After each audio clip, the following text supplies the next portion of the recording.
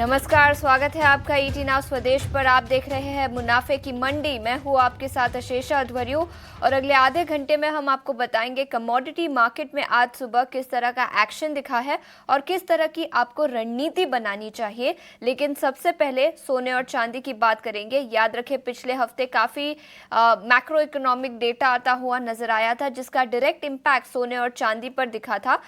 उसमें सबसे पहले सोने की बात करें तो याद रखें 2 महीने में सबसे बड़ी इंट्राडे गिरावट के बाद टेक्निकल रिकवरी आज सुबह सोने में दिखी है। ट्रेडर्स का फोकस हमेशा से ही, इनफैक्ट पिछले हफ्ते भी कई सारे अनाउंसमेंट्स डोनाल्ड ट्रंप से निकल कर आए थे और उसके बाद सोने में काफ़ी वॉलेटिलिटी भी दिखी है। अभी सोना ग्लोबल मार्केट में $2,900 पर आउंस के आसपास कारोबार करता हुआ थोड़ी सी रिकवरी यहाँ पर दिखी है। इसके अलावा चांदी की बात करें तो यहाँ पर भी वॉलेटिलिटी दिखी है। इनफैक्ट एमसीएक्स पर चांदी 85,600 के ऊपर कारोबार करता हुआ सोने में तेजी है और सोने के साथ ही चांदी में भी आज के सत्र में तेजी दिखी है। लेकिन विस्तार पर चर्चा करने के लिए अब हमारे साथ शो पर कई सारे मेहमान भी जुड़ेंगे जिस पर हम विस्तार में चर्चा करेंगे। लेकिन उसके पहले याद रखें, क्रूड ऑयल मार्केट पर नजर डालते हैं, जहां पर क्रूड ऑयल में नरमी का रुख आज कंटिन्यू होता हुआ नजर आया। $75 पर बैरल के आसपास ब्रेंट क्रूड ट्रेड करता हुआ। वही WTI क्रूड की बात करें तो ये भी $71 पर बैरल के आसपास कारोबार करता हुआ। रशिया और यूक्रेन के युद्ध के चलते पिछले कुछ दिनों में काफ़ी वॉलेटिलिटी दिखी है, तो इसी के चलते याद रखें ब्रेंट क्रूड में भी पिछले कुछ दिनों में एक्शन दिखा है। लेकिन कमोडिटी मार्केट पर रणनीति बताने के लिए अब हमारे साथ कई सारे मेहमान जुड़ चुके हैं। अनुज गुप्ता, दिव्या गगलानी, और शुक्रिया समय निकालकर ईटी नाउ स्वदेश के साथ जुड़ने के लिए। और अनुज सर, सबसे पहले आपसे पूछना चाहूंगी, सोने और चांदी यहाँ पर क्या रणनीति बनानी चाहिए? देखिए, लास्ट वीक हमने देखा था कि गोल्ड सिल्वर में पॉजिटिव ट्रेंड था, मगर क्लोजिंग हमने अगर फ्राइडे के आप मोमेंटम देखेंगे तो नेगेटिव वे में होती हुई दिखाई दी थी। हमें लगता है कि मार्केट कहीं ना कहीं थोड़ा सा अभी रेजिस्टेंस फेस करता हुआ दिख रहा है।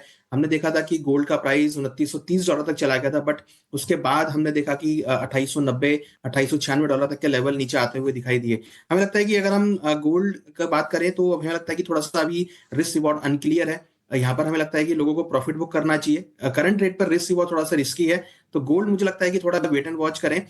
लोअर लेवल है तो खरीदारी का ट्रेड बना सकते हैं, मगर फिलहाल करंट रेट पे हमारी प्रॉफिट बुकिंग की सलाह रहेगी। वहीं अगर हम सिल्वर की बात करें तो सिल्वर हमें लगता है कि थोड़ा पॉजिटिव हो सकता है, क्योंकि सिल्वर में अगर आप देखेंगे तो कहीं ना कहीं इंडस्ट्रियल मेटल से भी सपोर्ट आता हुआ दिख रहा है। तो सिल्वर के अंदर हमारी आज के लिए बाय कॉल रहेगी। सिल्वर में करीबन 95,050 के आसपास के डिप्स मिले तो खरीदारी का ट्रेड बना सकते हैं। 94,480 का स्टॉप लॉस लगाएं। टारगेट करीबन 96,180 तक देखने को मिल सकता है। तो सिल्वर हमें लगता है कि गोल्ड के मुकाबले पॉजिटिव ज्यादा है, तो सिल्वर में बाय ऑन डिप्स की स्ट्रेटेजी यूज कर सकते हैं। बाय ऑन डिप्स की स्ट्रैटेजी सिल्वर पर, और सिल्वर में ज्यादा एक्शन यहाँ पर दिखाई दे सकता है, ये नजरिया अनुज जी का। लेकिन बिटपुन, आपसे पूछना चाहूंगी, सोने और चांदी पर आपकी रणनीति क्या होगी? देखिए, फिलहाल गोल्ड एंड सिल्वर दोनों में थोड़ा मार्केट रेंजिंग हो रहा है। और लास्ट वीक में जो सीपीआई रीडिंग आया था, सीपीआई रीडिंग थोड़ा बढ़ के आया था। जो एक्सपेक्टेशन था बाजार में गोइंग फॉरवर्ड क्या सिनेरियो होगा, तो अभी फिलहाल के लिए उतना दोविश नहीं है। फादर रेट कार्ड का सीन भी नहीं है। तब भी उसी माहौल में भी गोल्ड अभी फिलहाल गिर नहीं रहा है। जिस तरह से अभी गोल्ड को स्लाइड आना था जब डेटा आने के बाद, यूएस के मार्केट में भी थोड़ा सेलिंग आया था और गोल्ड में भी इतना सेलिंग नहीं आया था। तो कहीं ना कहीं बाजार अभी तक होल्ड कर रहा है। जब तक ये 84,000 इंडियन के हिसाब से गोल्ड अप्रैल वाला कॉन्ट्रैक्ट 84,500 का लेवल जब तक ये होल्ड कर रहा है, 500 550 का लेवल, तब तो फिलहाल के लिए बाजार में अभी वीकनेस उतना नहीं मान सकते हैं। तो अगर ये 84,550 या 500 के नीचे सस्टेन कर जाता है, तब ये प्रॉफिट टेकिंग वाला सिनेरियो आ जाएगा, जहां से ये भाव फिर गिरने की कोशिश करेगा यहाँ से 1,000 पॉइंट के आसपास। तो जब तक ये लेवल नहीं तोड़ता है तब तक मेरे हिसाब से अभी शॉर्टिंग नहीं है। यहाँ पे हो सकता है कि जिस तरह से फ्राइडे का सेलिंग आया था, फिर जिस तरह से अभी यूएस मार्केट या जो भी कॉमेक्स में जिस तरह से गोल्ड एक पुल बैक में ट्रेड कर रहा है, तो मेरे हिसाब से एक डिफेंसिव स्टॉप लॉस लेके 84,650 का स्टॉप लॉस लेके डिफेंसिव करंट मार्केट में ले सकते हैं बाय। लेकिन मेरे हिसाब से एग्रेसिव बाइंग अवॉइडेबल है। जिस तरह से अनुज ने भी बताया था कि यहाँ पे थोड़ा सा रिस्क रिवार्ड मिल नहीं रहा है, तो शायद एक पुल बैक आने से 85,300 600 तक जा सकता है बाजार। लेकिन शॉर्टिंग बनेगा जब ये 84,600 500 के नीचे सस्टेन करेगा। सिल्वर में वही सेम सिनारियो है। एक स्पाइक आया था फ्राइडे में, लेकिन बाजार अभी सस्टेन नहीं कर रहा है। लेकिन सिल्वर में एक चीज मान के चलिए, जिस तरह से अनुज ने बताया था, एक बाय ऑन डिक्लाइन जैसा he is a better idea, because industrial commodities में थोड़ा सा रिकवरी आ रहा है। और ये सिल्वर जो मार्च कॉन्ट्रैक्ट है 95,140, ये थोड़ा नीचे आने से प्रोबेबली अराउंड 94,300 94,500 ये सब लेवल में मेरे हिसाब से सिल्वर में बाय के लिए सोच सकते हैं। और 96,600 का एक टारगेट रहेगा, तो सिल्वर में प्रॉब्ली बाय ऑन डिक्लाइन हो सकता है आज के लिए। सिल्वर में बाय ऑन डिक्लाइन की रणनीति, सोने पर खरीदारी की रणनीति यहाँ पर दी जा रही है। लेकिन दिव्या, आप बताएं आपकी रणनीति प्रेशियस मेटल मार्केट में क्या होगी? Good morning. लास्ट फ्राइडे में हमने देखा कि कॉमेक्स गोल्ड ने जो ऑलमोस्ट रिकॉर्ड हाई के वहाँ से पुल बैक देखने मिला। वन ऑफ द रीजन था कि प्रॉफिट बुकिंग था, पर अगर हम ब्रॉडर ट्रेंड की बात करें तो बुलिश ही है गोल्ड के लिए, क्योंकि मल्टीपल फैक्टर्स है। जैसे कि इन्फ्लेशन जो बढ़ के आया था तो उससे एक्सपेक्टेशन बढ़ गया है रेट कट का, साथ ही साथ जो टैरिफ की जो बातें चल रही है और साथ में डॉलर इंडेक्स है उसमें भी हमें करेक्शन देखने मिल रहा है। तो जो भी फैक्टर्स एज ऑफ नाउ सोने के लिए पॉजिटिव है। अगर कुछ भी करेक्शन आता है इंट्राडे में गोल्ड के अंदर तो बाय एंड डिप्स का व्यू रखे। इंट्राडे में 84,800 का अच्छा लेवल है, तो वहां पे आता है तो वहां पे बाई करके चले। स्टॉप लॉस हम 84,600 का रखे और टारगेट ऊपर में 85,100 का मेंटेन करके चले। चांदी की बात करूँ, चांदी में भी लास्ट फ्राइडे को एक मल्टी वीक हाई के आसपास टच हुआ था 98,000 के आसपास। वहां से हमें एक अच्छी खासी प्रॉफिट बुकिंग देखने मिली है। पर जैसे कि डिस्कस किया कि जो इंडस्ट्रियल मेटल में जो रिकवरी आ रही है तो वो सिल्वर के लिए भी पॉजिटिव रहेगा, और साथ ही साथ जो सेफ हेवन बाइंग हमें देखने मिल रही है सोने में तो सिल्वर में भी हमें देखने मिल सकती है। तो सिल्वर भी बार डिप्स का व्यू रखे, 95,200 के करीब बाई करके चले। स्टॉप लॉस हम 94,700 का रखे और टारगेट ऊपर में 96,000 का एक्सपेक्टेशन कर। तो ये नजरिया सोने और चांदी पर। लेकिन इस बीच कच्चे तेल पर नजर डालते हैं। हमने अभी अभी चर्चा की $75 पर बैरल के नीचे ब्रेंट क्रूड फिसलता हुआ, वही WTI क्रूड भी $70 पर बैरल के आसपास कारोबार करता हुआ। ग्लोबल मार्केट में सप्लाई बढ़ने की चिंता है, जिसके चलते कच्चे तेल में नरमी दिखी है पिछले कुछ दिनों से।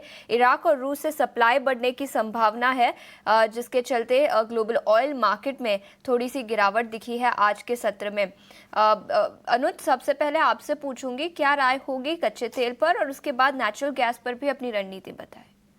तो देखिए, अगर हम एनर्जी सेगमेंट की बात करें तो यहाँ पे कुछ जियोपॉलिटिकल टेंशन कम होती हुई दिख रही है। रशिया यूक्रेन वॉर कंट्रोल में आता हुआ दिख रहा है। इवन अगर आप देखेंगे तो यूएस ने चाइना से भी बात करी है कि वो डिफेंस के ऊपर अपना जो बजट है वो कम करते हुए दिखाई दे।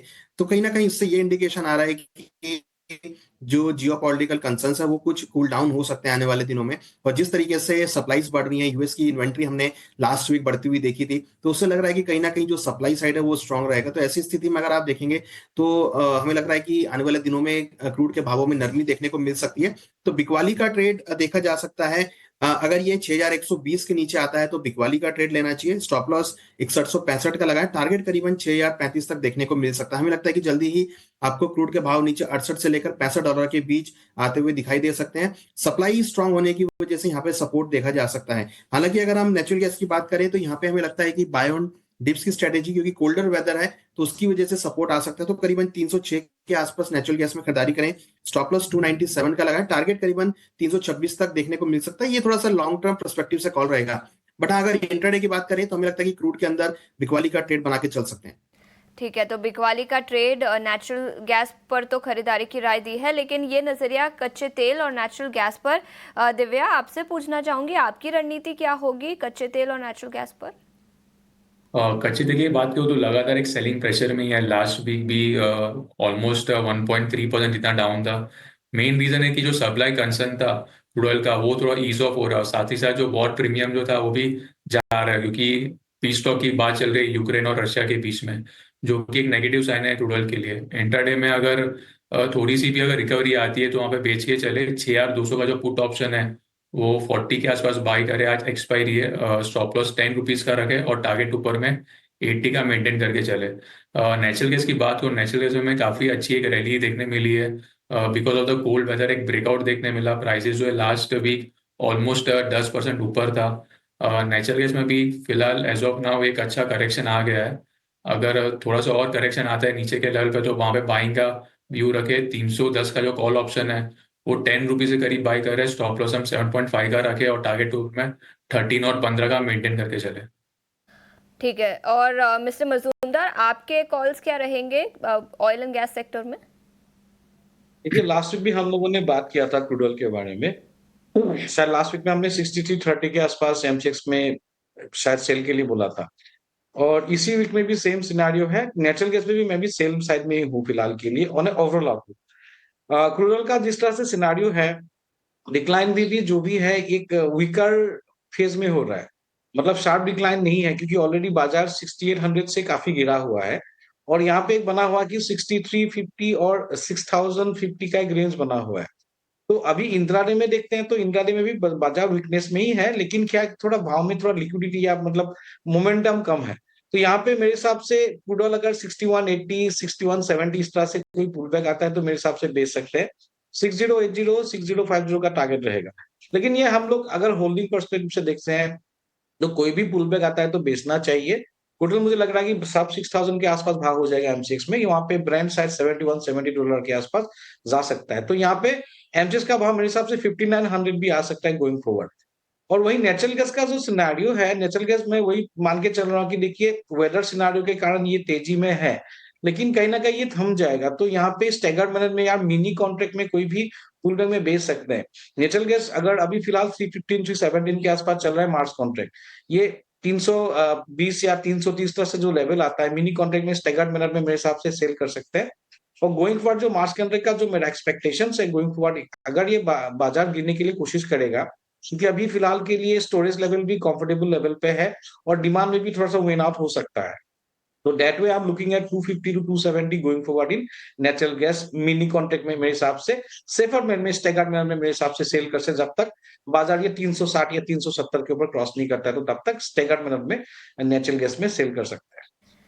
ठीक है, तो नेचुरल गैस पर बिकवाली की राय हमारे मेहमानों से आती हुई, लेकिन इस बीच इंडस्ट्रियल मेटल्स पर नजर डालेंगे। पिछले हफ्ते काफ़ी कुछ commentary American president Donald Trump से निकल कर आई थी, जहां पर उन्होंने 25% की इंपोर्ट ड्यूटी लगाई स्टील और एल्यूमिनियम इंपोर्ट्स पर, और उसके बाद ऐसा डर था कि कॉपर के इंपोर्ट्स पर भी ड्यूटी लगाई जा सकती है, जिसके चलते पिछले हफ्ते कॉपर के रेट्स में भी इंटरनेशनल मार्केट में कमजोरी दिखी। अनुज जी, आपसे पूछना चाहूंगी, आपकी स्ट्रैटेजी क्या होगी? फंडामेंटल्स पर कौन से फैक्टर्स होंगे जहां पर हमें नजर रखनी चाहिए, और इसी के साथ ट्रेड कहां पर बनेगा?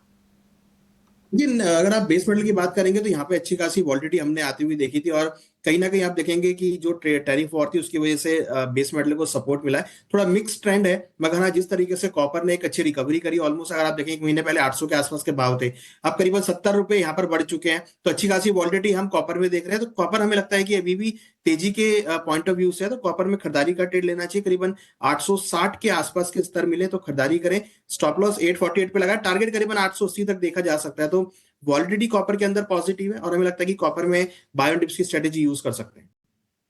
पर खरीदारी की राय 880 तक के लेवल्स नजर आ सकते हैं, ये नजरिया इंडस्ट्रियल मेटल्स पर। और मिस्टर मजूमदार, आपके ट्रेडिंग आइडियाज क्या रहेंगे इंडस्ट्रियल मेटल सेगमेंट से? देखिए जिस तरह से अभी कॉपर में जिस तरह से तेजी का है, लास्ट वीक भी हम लोगों ने वही बात किया था कि कोई डिक्लाइन में बाय करना है। तो कॉपर में फिलहाल के लिए सिनेरियो थोड़ा पॉजिटिव ही दिख रहा है। और अभी भाव थोड़ा सा अगर नरम होता है 864 865 के आसपास अगर आता है, तो मेरे हिसाब से वहां पे बाय कर सकते हैं 859 का स्टॉप लॉस। और ये टारगेट शायद 873 से 878 तक बन सकता है कॉपर में। लेकिन वेरियस अगर मैं जिंक में देखता हूँ तो जिंक में सिनेरियो थोड़ा अदर साइड है। तो जिंक में क्या हो रहा है कि बाजार 268 270 ब्रेक नहीं कर पा रहा है। तो यहाँ पे जिंक में अगर कोई पुल बैक आता है 268 के आसपास, वहां पे मेरे हिसाब से सेल बनेगा जिंक में। और टारगेट आपका 263 टू 264 रहेगा विद स्टॉप लॉस अबव 271। तो मेरे हिसाब से कॉपर डिक्लाइन में बाय करना है और जिंक को पुल बैक में बेचना है। ठीक है, तो ये नजरिया इंडस्ट्रियल मेटल्स पर दोनों ही मेहमानों ने कॉपर पर खरीदारी की राय दी है। एक छोटे से ब्रेक के लिए रुके पर नजर डालते हैं। और अनुज जी, आपसे पूछना चाहूंगी, एग्री मार्केट में किस तरह की रणनीति बनानी चाहिए? स्पेशली जीरे की बात करें तो आज करीब 1.5% की तेजी आज सुबह दिखी है।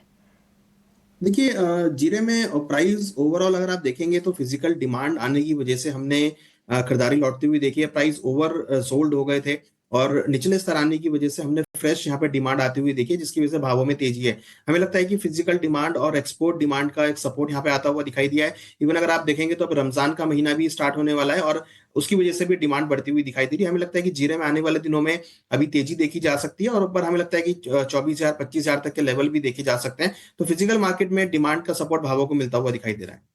ठीक है, तो ये नजरिया जीरे और एग्री कमोडिटीज पर, लेकिन इस बीच शुगर सेक्टर को लेकर एक बड़ी खबर निकल कर आई है।